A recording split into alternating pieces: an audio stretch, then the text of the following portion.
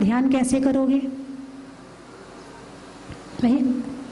आपसे कहें कि आप अपने बेटे का ध्यान करो, तो अपने बेटे का ध्यान कैसे करोगे? उसके विषय में सोचेंगे, उसके गुणों के विषय में, उसके कार्यों के विषय में, उसकी और भी जो भी चीजें उसके विषय में सोचेंगे, तो मतलब बेटे का ध्यान हो गया, है ना? यदि किसी वस्तु के विषय में ध्यान करना हो तो उसके गुणों के विषय में सोचेंगे, कितना अच्छा कलर है, कितना अच्छा कपड़ा है, कितना मुलायम है, देखने में कितना अच्छा लगता है, यूं विचार करेंगे तो वो कपड़े का ध्यान हो गया। ठीक है, अब आपसे कहा जाए खाने का ध्यान करो, कल सुबह ये खाया था, आज ये खाना है, वहां जाएंगे तो वहां ये खाएंगे, उस शहर की होटल में ये खाएंगे, वहां जाएंगे तो कचौड़ी खाएंगे, वहां जाएंगे तो पोहा खाएंगे, वहां जाएंगे तो रसमलाई खाएंगे, कलकत्ते के रसगुल्ले खाएंगे। यही ना भोजन का ध्यान, वो बहुत मीठा होता है, कलकत्ते का रसगुल्ला बड़ा बढ़िया होता है, वहां की जलेबी अच्छी होती है, उसमें ये गुण होते हैं, ये भोजन का ध्यान हो गया। और ध्यान करते नहीं हो, होता है। भोजन का ध्यान करना पड़ता है क्या? अरे बोलिए ना कि भाई मैं ध्यान करता हूँ, हाँ वो रसगुल्ला है, ऐसे ध्यान करना पड़ता है कि दिमाग में भोजन चलते रहता है? दिमाग में भोजन चलते रहता है, ध्यान करना नहीं पड़ता। बेटे का ध्यान नहीं करना पड़ता है, कपड़े का ध्यान नहीं करना पड़ता है, अपने आप चलता रहता है। हमारे रोम रोम में बसा हुआ है कपड़ा, भोजन, परिवार, घर गृहस्थी, बातें, लेकिन नहीं बसा है तो केवल परमात्मा नहीं बसा है। नहीं बसा है तो केवल परमात्मा नहीं बसा है। तो अंतरात्मा बनने के लिए परमात्मा का ध्यान करना पड़ेगा। तो परमात्मा का ध्यान कैसे करोगे? परमात्मा के विषय में सोचेंगे। चलिए आप क्या सोचोगे, मैं ये सुनना चाहती हूं। प्रतिमा कैसी है, उसका रूप कैसा है, उसका रंग कैसा है, उसके गुण कैसे, प्रतिमा के गुण कौन से पत्थर की है ना, कौन से पाषाण की बनी हुई है, उसका क्या क्वालिटी, यही सोचेंगे ना। बहुत बढ़िया, आपने जो बोला बिल्कुल सच बोला, यानी आपके मन में जो था आपने वो बोल दिया। अब यहाँ जो कहा है कि परमात्मा को ध्याय निरंतर, इसमें ये नहीं कहा है कि परमात्मा की मूर्ति का ध्यान करो। क्या क्या लिखा है? परम आत्मा, तो आत्मा का ध्यान करना है। जो परमात्मा है उनकी आत्मा का ध्यान करना है। मूर्ति तो निमित्त मात्र है, मूर्ति के माध्यम से परमात्मा का ध्यान करना है। अब आपने जैसे बताया कि भाई हम उस मूर्ति को देखेंगे, उसके रंग कैसा है, उसका रूप कैसा है, उसकी कौन सी क्वालिटी की है, कौन से पाषाण की, ये देखोगे आप। ध्यान में यही करोगे ना? नहीं, ध्यान में उनके गुण देखना है। किनके? मूर्ति के या परमात्मा के? परमात्मा के, है ना। आत्मा कहाँ है वर्तमान में? सिद्धालय में है। आत्मा कहाँ है? सिद्धालय में है। हमने स्थापना निक्षेप से उस प्रतिमा को प्रतिष्ठित किया है, हमने उसे परमात्मा माना है। अब उस परमात्मा के माध्यम से जो आत्मा सिद्धालय में बैठी है उस आत्मा तक पहुंचना है। जैसे कि यदि आप दिल्ली जाओ तो रास्ते में माइल स्टोन लगे होते ना, दिल्ली इतने किलोमीटर, इतने किलोमीटर, मतलब क्या हुआ? इतना पता चल गया कि दिल्ली इतने किलोमीटर है। जो माइल स्टोन है वो दिल्ली नहीं है, जो माइल स्टोन है वो दिल्ली नहीं है, दिल्ली तो अभी उतने किलोमीटर दूर है।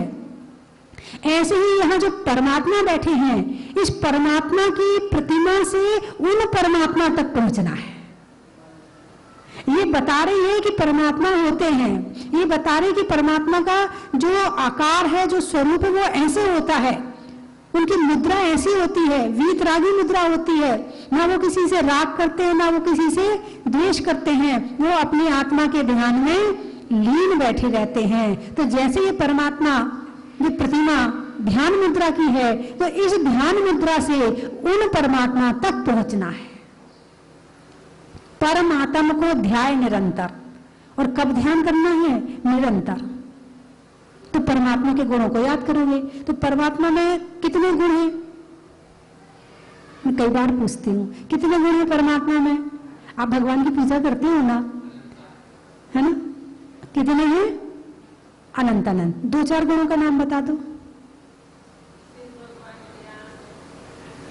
मैं तो हमेशा आपको सिखाती हूँ कि जितने अवगुण हैं अपने हैं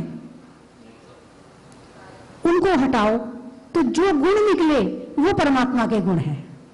जैसे हम क्रोध करते हैं, भगवान क्रोध, तो भगवान का क्षमा गुण हो गया। हम अभिमान करते हैं, भगवान नहीं करते, तो उनका जो मार्गा गुण हो गया। ऐसे कर करके जितने कर्म हैं, ज्ञान आवरण, दर्शन, मोहनी, हम मोह करते हैं, राग करते हैं, लड़ते हैं, भिड़ते हैं, कषाय करते हैं, ईर्ष्या करते हैं, इन सबको निकालते जाओ। और जो सब कुछ निकल जाएगा, जिसमें 8 कर्म निकल जाएंगे, बस वो परमात्मा है। तो ध्यान में बैठ के यही करना है। क्या करना है? जो नित आनंद पूजे। क्या मिलता है? आनंद मिलता है। अच्छा अच्छा भोजन करने से क्या मिलता है?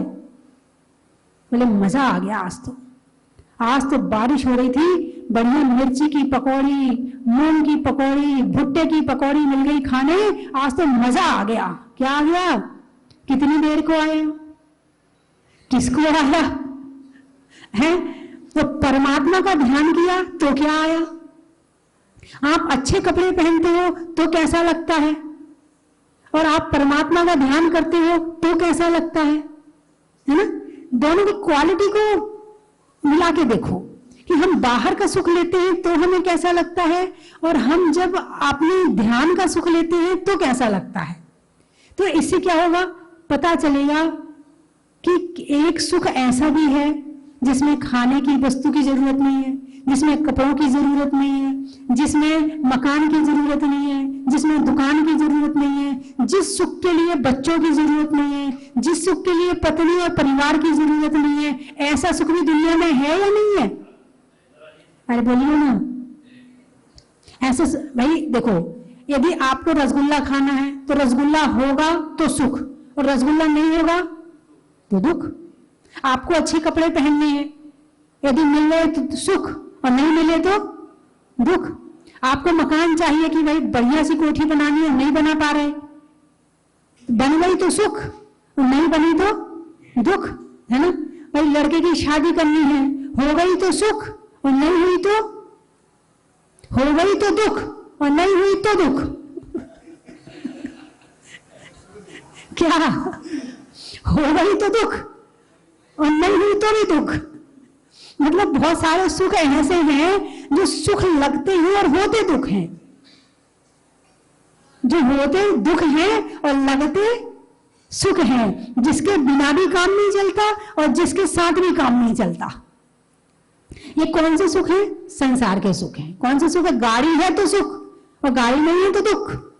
लेकिन कोई सुख ऐसा है कि किसी वस्तु की जरूरत ना हो और सुख मिल जाए, धन की जरूरत नहीं, परिवार किसी चीज की जरूरत नहीं और सुख मिल जाए, ऐसा कोई सुख कोई दुनिया में है? अरे बोलिए ना, आपने लिया कि नहीं लिया? जब नहीं लिया तो आप कैसे कह सकते कि है? मुझे देखकर, परमात्मा को देखकर। किसको देखकर? परमात्मा को देखकर। परमात्मा का ध्यान क्यों करना है? इसीलिए करना है कि परमात्मा समस्त परिग्रह, समस्त वस्तुओं के बिना सुखी हैं, और इनका ध्यान हम करेंगे तो हमें भी किसी वस्तु की जरूरत नहीं पड़ेगी और हम सुखी हो जाएंगे।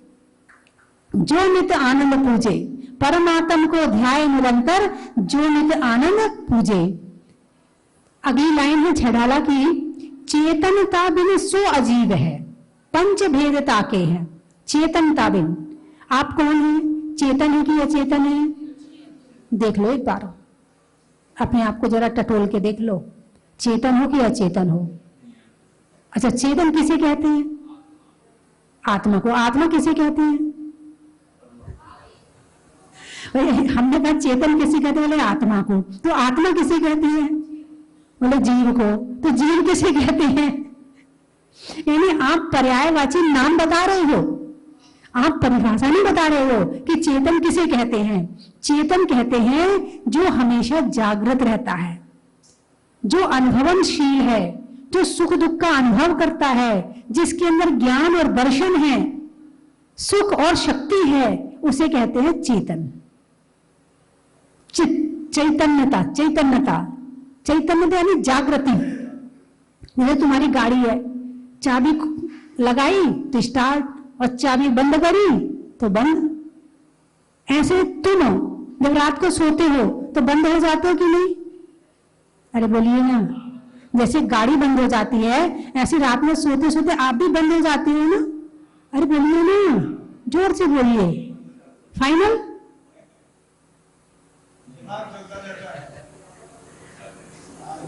पुद्गल में और जीव में यही अंतर है। तुम सो तो गए हो, तुम्हारी चेतना नहीं सोई है। सपने में चल रहा है, घूम रहे हैं सपने में, सपने आए जा रहे, हम देखे जा रहे, हमें पता ही नहीं है हम सपने देख रहे। और उन सपनों में इतने गहरे उतर जाते हो कि ये दुनिया तो तुम भूल ही जाते हो। तुम सपने में ये भी भूल जाते हो कि मेरा मकान है, मेरा परिवार है, मेरा घर है। सपने में तुम वहां रहते हो जहां सपना होता है और उसको सच समझते हो। उस समय तो वही सच लगता है। यदि सपने में कोई आदमी आपके पीछे डंडा लेके भागे तो आप क्या करोगे? सपना है, ये सच थोड़ी है, भागना काहे को? ऐसा सोचते हो क्या? अरे बोलिएगा, ऐसा सोचते हो क्या? ये तो सपने का आदमी नहीं है, डंडा लेके आ रहे हैं, सच में थोड़ी आ रहा है। ऐसा सोचते हो क्या? सपने में यदि कोई डंडा लेकर आए तो आप सपने में सच में भागते हो और यही लगता है कि हम सच में ही भाग रहे हैं। और कई बार तो लोग सपना देखते देखते चिल्लाने लगते हैं। चिल्लाते कि क्यों चिल्लाते हो भाई, क्यों चिल्ला रहे हो? फिर कोई आपको जगाता, अरे क्या हो गया? अरे ये तो सपना देख रहा था मैं, है ना? यानी हमारी आत्मा, हमारा जीव, जीव की क्या परिभाषा है? जो हमेशा से जीता था, जीता है, जिएगा, जो कभी मरता नहीं है, उसका नाम जीव है, उसका नाम चेतन है। इसकी चेतनता कभी खत्म नहीं होती है, उसका नाम चेतन है। तो हम कौन है? अरे बोलिए ना। चेतन है, जीव है, आत्मा है। अब जैसे एक चींटी है, चींटी में आत्मा है कि नहीं है? कैसे पता चलेगा कि उसके अंदर आत्मा है? अच्छा, चलने के लिए तो आजकल रोबोट भी चलता है। शक्कर की तरफ देख के खिंच जाती है ना? यानी उसके अंदर की आत्मा उस शक्कर के माध्यम से सुख प्राप्त करना चाहती है। चींटी के अंदर की आत्मा उस शक्कर के माध्यम से, चीनी के माध्यम से सुख प्राप्त करना चाहती है, खिंची चली जाती है। तुम्हें पता नहीं होगा कि उस डब्बे में क्या रखा है। सारे डब्बे में रख दो अलग अलग चीजें, चींटी कहां जाएगी? जिसमें चीनी होगी, है ना? तो आत्मा हमेशा जागृत रहती, चाहे आप सो जाओ, चाहे ना सो, कुछ भी करो, लेकिन हाँ, आत्मा हमेशा जागृत रहती है। बस ये होता है कि सपने में नींद की गहराई में रहते हैं, है ना? और जब आंख खुलती है तो वो नींद खुल जाती है। सपने में जो होता, एक व्यक्ति था, एक लकड़हारा था, तो उसको लकड़ी काटते काटते वो थक गया तो वही एक पेड़ के नीचे, सिर के नीचे ईंट लगा के सो गया। अब उसके सपने शुरू हो गए। सपने में देखा कि वो राजा बन गया। क्या बन गया? राजा बन गया। दास दासियां खड़े हैं, भोजन ला रहे हैं, हवा कर रहे हैं, सिंहासन पे बैठे हैं, बड़ा आनंदमय स्वप्न आ रहा है। किसी ने आके जगा दिया। बोले, तूने कहां जगा दिया? मैं तो राजा बन गया था। और जाग गया तो फिर लकड़हारा बन गया। क्या? स्वप्न में राजा था और जाग गया तो लकड़हारा था। दोनों दुनिया अलग अलग है। दोनों दुनिया, सपने की दुनिया अलग है। जब सपना खुलता है तो फिर वास्तविकता आती है, और जब सपना रहता है, यानी दोनों दुनिया में आदमी अपने आप को दोनों में महसूस करता है कि मैं ही हूं, और जहां जो होता है वही महसूस करता है। आंख मूंदी तो अपना गया, आंख खुली तो सपना गया, और एक दिन जाके शमशान में तो दफना गया। एक दिन जाके शमशान में तो दफना गया। यानी कि जीव की चर्चा चल रही है। चेतन का बिन सो अजीव है। 6 द्रव्य होते हैं। कितने? 6 द्रव्य। जीव, पुद्गल, धर्म, अधर्म, आकाश और काल। इसमें जीव द्रव्य ही एक ऐसा द्रव्य है जो चेतन है, जो देखता है, जो जानता है, जो समझता है, जो महसूस करता है। अभी आप प्रवचन सुन रहे हो कि नहीं सुन रहे? अरे बोलिए ना।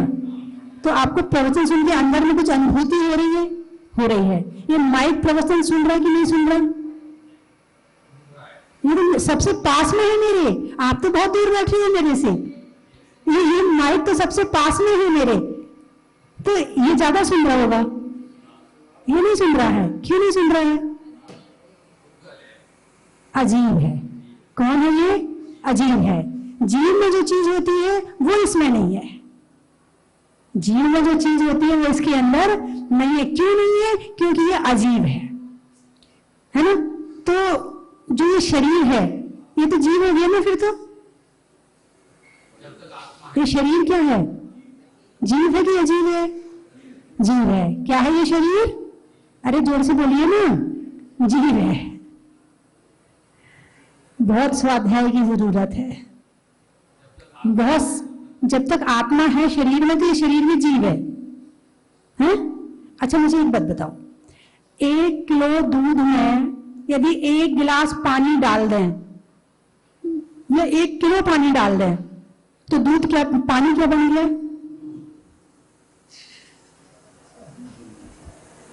यदि पानी दूध बन गया तो दूध पतला क्यों हुआ? पानी डला ना तो पानी यदि दूध बन जाता, दूध का अणु बन जाता, पानी यदि दूध के अणु बन जाते तो दूध पतला नहीं होता। नहीं समझे? दूध पतला क्यों हुआ? पानी डालने से। इसका मतलब पानी के अणु पानी के हैं और दूध के अणु दूध के हैं। दूध पानी नहीं बना, पानी दूध नहीं बना, बस मिलकर के कलर एक हो गया है। बात समझ में आई कि नहीं आई? कहां रह रहे हैं दूध और पानी? एक साथ रह रहे हैं। अलग दिख रहे हैं क्या? नहीं दिख रहे हैं, है ना। ऐसे ही उसमें दूध के अणु दूध के हैं और पानी के अणु पानी के। दूध पानी नहीं बना और पानी दूध नहीं बना। ऐसे ही शरीर में रह करके आत्मा शरीर नहीं बन सकती है और शरीर आत्मा नहीं बन सकती है, चाहे अनंत काल तक रह ले इसके साथ में। लेकिन जीव अपना स्वभाव नहीं छोड़ेगा और पुद्गल अपना स्वभाव नहीं छोड़ेगा। पुद्गल का परिणमन पुद्गल में हो रहा है और आत्मा का परिणमन आत्मा में हो रहा है। यदि ये जीव शरीर जीव बन जाए तो बचपन जवानी बुढ़ापा कैसे आएगा? कैसे आएगा? ये शरीर बड़ा हुआ, शरीर युवा हुआ, शरीर वृद्ध हुआ, आत्मा नहीं है। आत्मा के अंदर बचपन जवानी बुढ़ापा नामक गुण नहीं है, लेकिन इस शरीर का गुण है। इस कारण से आत्मा भी ये समझती है कि मैं बचपन में हूं, मैं जवानी में, मैं बुढ़ापे में हूं। आत्मा में जीव में गुण नहीं है कि वो बचपन जवानी बुढ़ापा आए। किसके कारण से मानता है कि मैं बच्चा हूं, मैं बड़ा हूं, मैं बूढ़ा हूं? शरीर के कारण से मानता है। इस शरीर में तुम 100 साल नहीं, 1000 साल रह लो, लाख करोड़ साल रह लो, लेकिन शरीर शरीर रहेगा और आत्मा आत्मा रहेगी। आत्मा शरीर नहीं बन सकती और शरीर आत्मा नहीं बन सकता। ये श्रद्धा मजबूत कर लो। इसी के कारण से कि भाई हम शरीर को ही आत्मा समझ लेते हैं, इसलिए सारी जिंदगी शरीर की सेवा करते हैं और आखिरी में रिजल्ट जीरो होता है। ये शरीर यही रह जाता है और आत्मा पाप इकट्ठा करके चली जाती है। सेवा किसकी करनी है? आत्मा की। आप तीर्थ यात्रा पर क्यों आए हो? शरीर के लिए या आत्मा के लिए? आत्मा के लिए, है ना। आप पूजा भक्ति क्यों करते हो? आत्मा के लिए। आप प्रवचन क्यों सुन रहे हो? आत्मा के लिए। भोजन क्यों करते हो? सोते क्यों हो? शरीर के लिए। धन किसके लिए कमाते हो? शरीर के लिए। मकान किसके लिए बनाते हो? शरीर के लिए। जब तक ये शरीर में रह रहे हैं तो इसकी रक्षा करना जरूरी है। क्या कहा? जब तक इस शरीर में रह रहे तो रक्षा करना जरूरी है, लेकिन इसी की ही तुम सेवा करते रहो, ये तो फिर मामला गड़बड़ हो गया। जैसे एक व्यक्ति को 5 नौकर मिले, कितने? 5 नौकर 5 थे और व्यक्ति अकेला था। अब व्यक्ति को 5 नौकरों से काम करवाना नहीं आता था और नौकर बड़े होशियार थे, तो उन्होंने क्या किया कि अपने मालिक को ही नौकर बना दिया और खुद मालिक बन गए, है ना।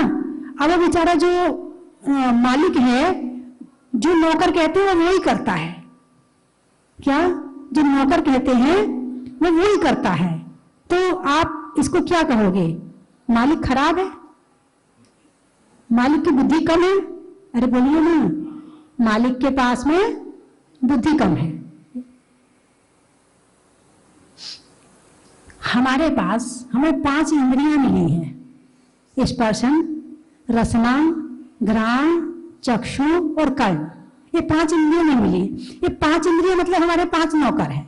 आत्मा हमारी मालिक है और इंद्रियां हमारे, अरे बोलिए ना, नौकर है। ठीक है, फाइनल। अब आत्मा इन 5 इंद्रियों से काम करवाने के लिए काम करवाना चाहिए उसे, लेकिन अब उसे ज्ञान, उसकी बुद्धि कम है। जैसा आपने कहा, उसकी बुद्धि कम है, उस मालिक की बुद्धि कम है, ऐसे ही इस मालिक की बुद्धि कम है। तो आंख जो कहती है मुझे ये देखना है तो वो दिखाता है, कान कहता मुझे ये सुनना है तो वो सुनाता है, नाक कहती मुझे वो दिए सूंघना है तो वो सुनाता है, जिह्वा कहती मुझे ये खाना है तो वो खिलाता। यानी जो जो ये नौकर कहते जाते हैं हम वैसा करते जाते हैं। लेकिन यदि आत्मा बुद्धिमान, ज्ञानवान, वो तो है ही, लेकिन जागृति आ जाए हमारी, आत्मा खुद को पहचान ले कि मैं मालिक हूं और ये नौकर है, ये पहचान ले, अपनी मालिकियत को पहचान ले। किसको? अपनी मालिकियत को।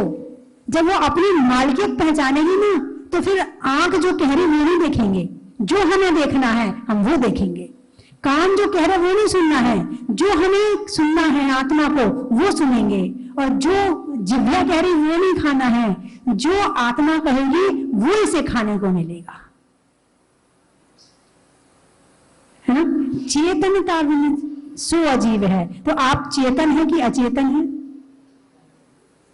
अरे बोलिए ना, चेतन। इतना तो पता चल गया कि आप चेतन है और शरीर अचेतन। अब भूलोगे तो नहीं ना, अब याद तो रहेगी कि मैं आत्मा हूं और शरीर अचेतन है, अजीब है ना।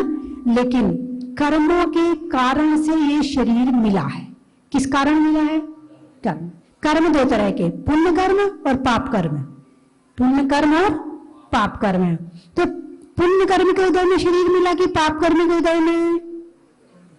पुण्य के उदय में। ये मनुष्य पर्याय किसके उदय में मिली है? करोड़ों करोड़ों करोड़ों और करोड़ों लगा लो, इतने वर्षों का पुण्य होगा तब कहीं जाकर ये मनुष्य शरीर मिला है। यदि 5 नौकर मिले हैं, यदि किसके यहाँ काम करने वाली बाई ना हो तो क्या कहते, सारा काम हाथ से करना पड़ता है, झाड़ू भी हम ही लगाते हैं, पोछा भी हम ही लगाते हैं, बर्तन भी हम ही मांजते हैं, सब काम हमें अपने, एक भी नौकर नहीं है मेरे यहाँ। यानी एक पिता की यदि 4 बेटियां हैं और एक के यहाँ एक भी नौकर नहीं है और एक के यहाँ 5 नौकर है, एक के यहाँ 10 नौकर है, तो आप क्या मानोगे कौन सुखी है ज्यादा? जिसके यहाँ नौकर है वो सुखी है या जिसके यहाँ नौकर नहीं है वो सुखी है? जिसके यहाँ नौकर है। यानी 1 नौकर है तो कम सुखी, 2 में और ज्यादा सुखी, 3 में और ज्यादा सुखी, 4, 5 में और ज्यादा सुखी है। आपके पास तो 5 इंद्रियां हैं। कितनी हैं? 5 नौकर हैं। आप इनसे काम कराना सीख लो। अभी तो तुम इनका काम कर रहे हो। ये कहेगी ऐसे कपड़े पहनना है, तुम ऐसे कपड़े पहनोगे। ये कहेगी ये बाल ऐसे उड़ाना है, तुम ऐसे बाल उड़ाओगे। ये कहेगी तेल नहीं लगाना है तो तेल नहीं लगाओगे। चाहे तुम्हारा दिमाग खराब हो जाए, तुम्हारी दिमाग की नसें खराब हो जाए, कुछ खराब हो जाए, मगर तुम्हें उड़ते बाल चाहिए, तेल नहीं लगाना है। जबकि सिर में चिकनाई की बहुत जरूरत होती है। चिकनाई मिलने से वो नरम हो जाता है। दिमाग की नसें नरम हो जाती हैं और चिकनाई नहीं मिलने से दिमाग की नसें खिंच जाती हैं। और जो डिप्रेशन जैसी बीमारी हो रही है ना, इसका भी मुख्य कारण सिर में तेल नहीं लगाना है। जब तेल की सिर की नसों को तेल नहीं मिलेगा तो उसे ताकत नहीं मिलेगी। और काम खूब करवाओगे तुम उससे, दिन भर मोबाइल चलाओगे, दिन भर लैपटॉप कंप्यूटर लगे रहोगे काम में, तो वो दिमाग है ना, हर चीज को चिकनाई चाहिए। भाई गाड़ी भी चलती है, जितने पैंच पुर्जे हैं, ग्रीस चाहिए कि नहीं चाहिए? और ग्रीस ना हो तो वो पुर्जा घिसने लगेगा। ऐसे दिमाग घिसने लगता है यदि तेल ना हो तो। ये तो पुद्गल की बात है, पुद्गल को पुद्गल चाहिए। क्या दिमाग की नसें क्या है? पुद्गल है। और तेल क्या है? पुद्गल है। ये भी एक मशीन है और हर मशीन को तेल चाहिए। और जो अपन तेल और घी खाते हैं ना, ये क्या है? ये ग्रीस है। अंदर में शरीर में हमारे हार्ट है, किडनी है, पेट है, सब चीजें है ना। हाँ, तो ये क्या है? इन सबको तेल चाहिए। और तुम कहते हो हमें बहुत अच्छा लगता है इसलिए खा रहे। नहीं, शरीर को अच्छा लगता है इसलिए खाना है। दोनों बातें अलग है। एक जिह्वा को अच्छा लग रहा है इसलिए खा रहे, और एक शरीर को शरीर के लिए दे रहे हैं। दोनों में अंतर है। एक नौकर को दे रहा है और एक खुद स्वाद लेके खा रहा है। दोनों में अंतर है ना। तो भोजन शरीर के लिए है। किसके लिए है? शरीर के लिए है। यदि भोजन नहीं दिया जाएगा तो ये शरीर काम करना बंद कर देगा। नौकर को तनख्वाह देना बंद कर दोगे, नौकर भी काम करना बंद कर देगा। बस यही बात है। तो शरीर नौकर है, इसको भोजन, इसकी वेतन क्या है? इस तन का वेतन क्या है? भोजन है ना। भोजन है। वैसे तुम्हारी गाड़ी है तो उसमें रोज जब भी चलाते हो उसमें डीजल डालते हो, पेट्रोल डालते, बिना उसके चलेगी क्या? नहीं चलेगी। तो जब खराब हो जाती है तो उसे कारखाने में ले जाते हो, ठीक करवाते। ऐसे शरीर कभी खराब हो जाए ले जाना पड़ता है और लेके जाते, तो दवाई खिलाते हो, है ना, तो ठीक हो जाता है। तो चेतनता बिना अजीब है। हम अजीब के साथ रह रहे। संगति हमारी किसकी है? अजीब की। लेकिन हम कौन है? जीव है। जीव हम हैं और संगति अजीब की है। अनंत काल से इस अजीब के साथ में रह रहे हैं। चेतनता बिन सो अजीब है, पंच भेद जाके है। अजीब के कितने भेद हैं? 5। कौन कौन से? पुद्गल, धर्म, अधर्म, आकाश और काल। 6 द्रव्य होते हैं ना। 6 द्रव्य में से जीव को अलग करो।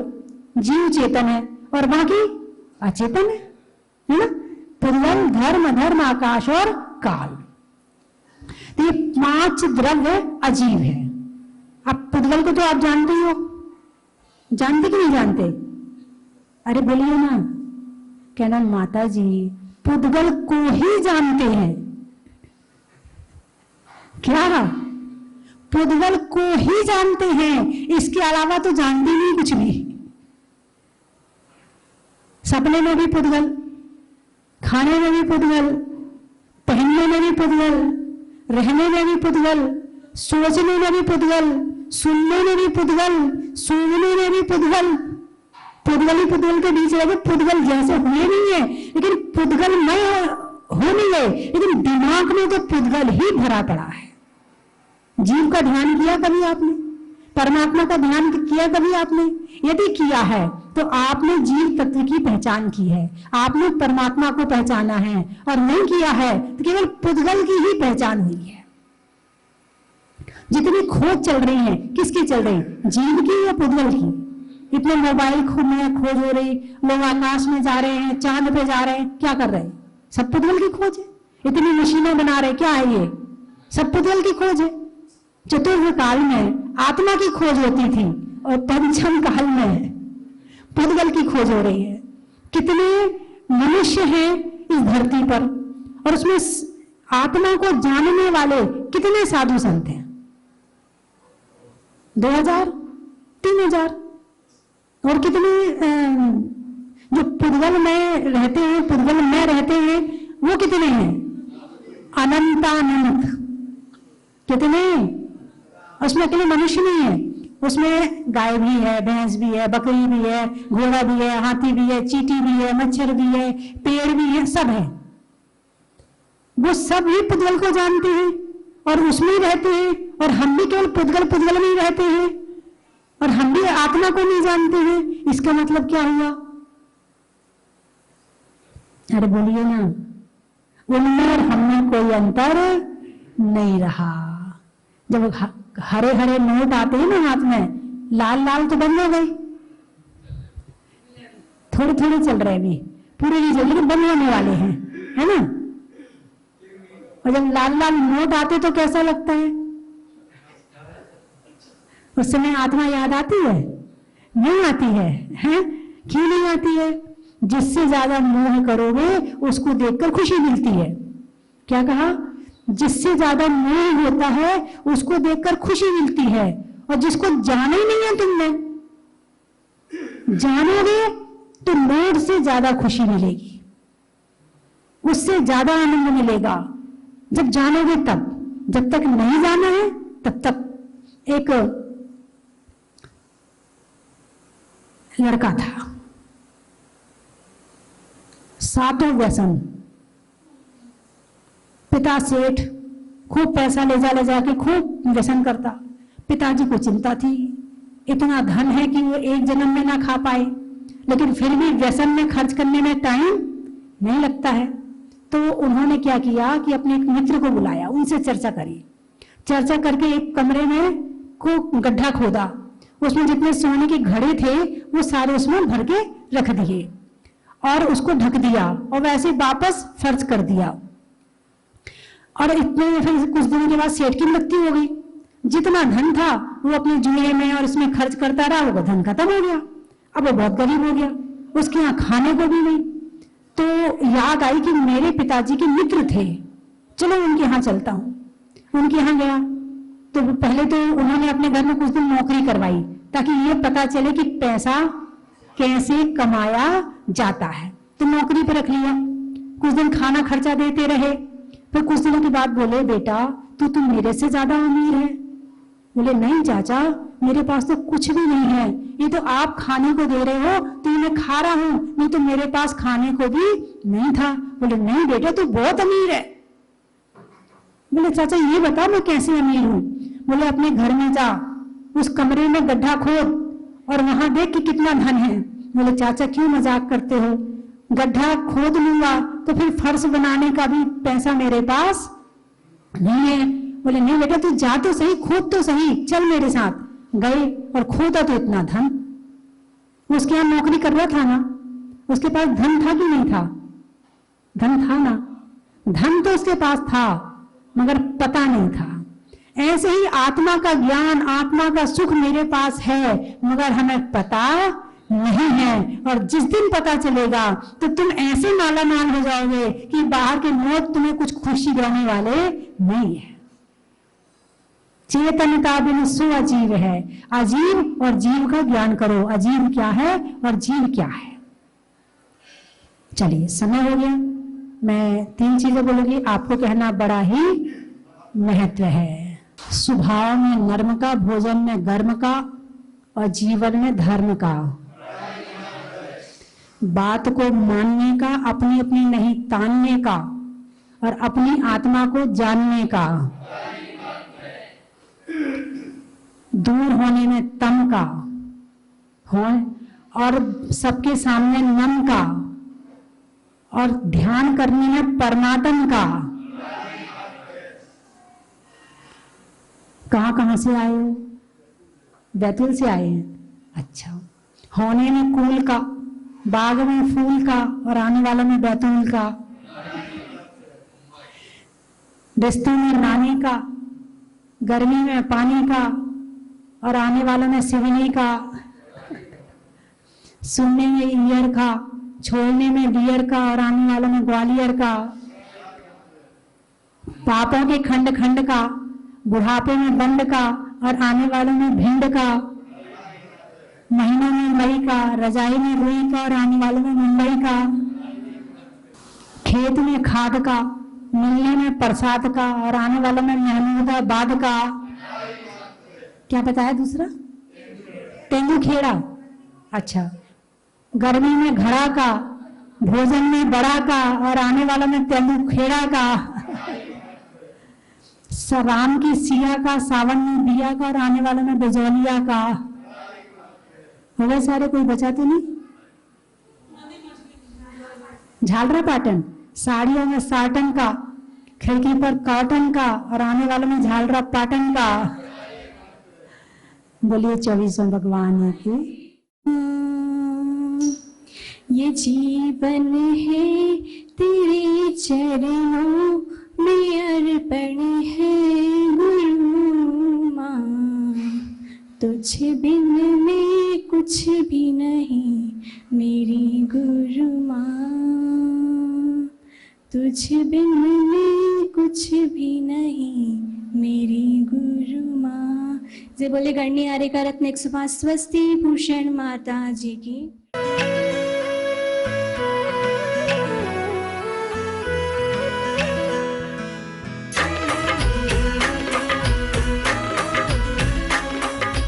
चन की थाल को सजाओ रे आज, रत्नों की थाल को भर लाओ रे आज। आओ आओ करे रे गुणगान आरती भगवन की, आओ आओ करे गुणगान आरती भगवन की। आओ आओ करे रे गुणगान आरती भगवन की।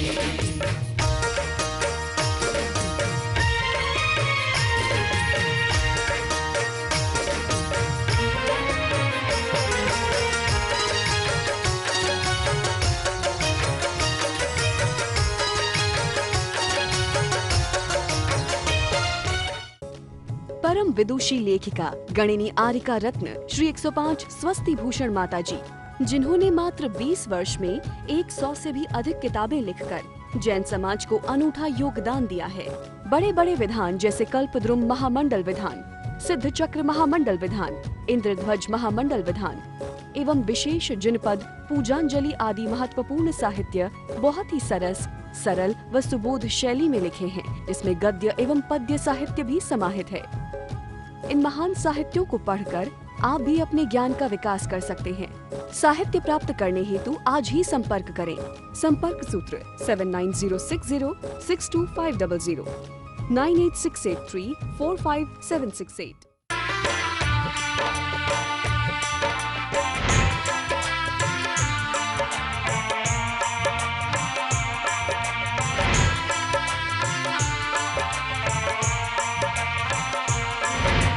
चलो रे चलो रे चलो, चलो रे चलो रे चलो, चलो जहाज